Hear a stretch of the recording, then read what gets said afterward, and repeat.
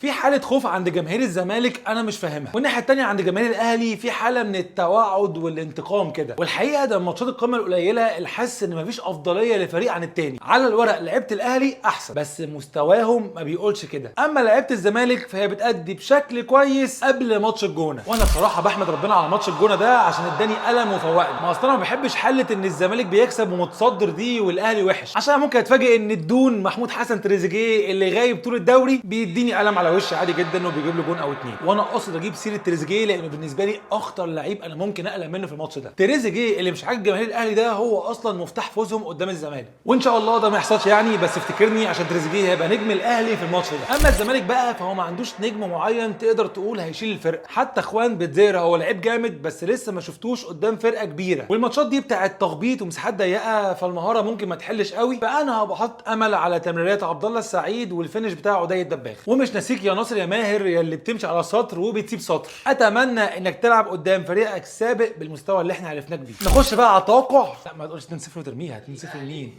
لمين يا حبيبي؟ اطلع بره. هنشوف. هنلغي التصوير. اقفل الكاميرا. هنشوف.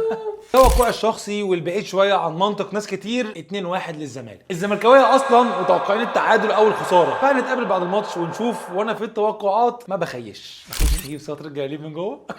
وبس كده، ما تنساش تعمل لايك وفولو، والاهم من ده دعم اخواتنا اللي بيعانوا اشد المعاناه. كان معكم الفرود وسلام.